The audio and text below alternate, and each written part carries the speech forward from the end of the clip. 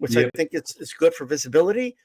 Yep. Tell us the whole thing. Like, how do we go from an announcement that he's going to be back in Australia, and then the IBF drops the news, and then we're here, and then we're in Florida? It's an international world of mystery, isn't it?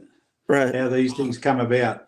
It is an interesting one. We were absolutely negotiating on a fight for Tim in Australia, based on the fact that we were looking at getting Tim an international opponent to stay active. Now, remember those two words, stay active, because there's some other stuff that spins around those two words. And so we did that announcement in good faith, planning on moving forward. And then, as you know, there was some noise that had come out earlier about the IBF, but nothing concrete.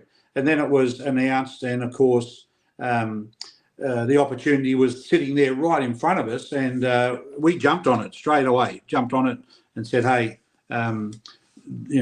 we want that opportunity to fight Bakhram Murtazaliev for the IBF 154 belt."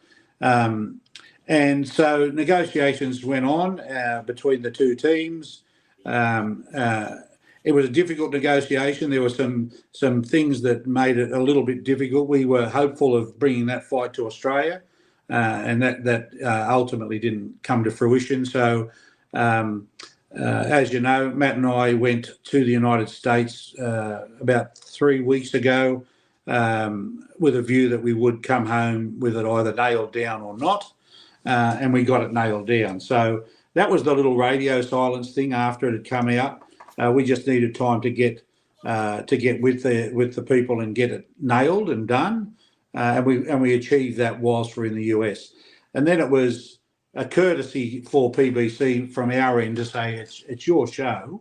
We No Limits are a co-promoter on it, but PBC wanted to finalise, I think, typical logistics stuff, the venue and all of that, and where it was going to land before they announced. And then it was going to be announced last week, but then they thought, well, we'll hold off till after Labor Day weekend. There's a lot of boxing chatter in the US at the moment with Canelo coming up, so good time to formally announce it. And we've known for a while now, but of course we just respectfully wait for PBC to do their announcement. So we're all happy. Tim's camp hasn't changed. We've rolled him on into this camp, and so it's never simple, mate. It's not as easy as people see, and we're just being open and honest about it. For us to get another opportunity to put Tim in for a world title fight so soon was an unbelievable opportunity, and we were very, very proud of being able to deliver that for Tim. So it gives us now that opportunity to put him back onto that level at 154 as a world champ. But we've got to take care of Murtazaliev first. And as for Florida, there were a couple of options. One of them was Minnesota, and we've already been there, and it wasn't a great experience, and it's not somewhere we want to go back to.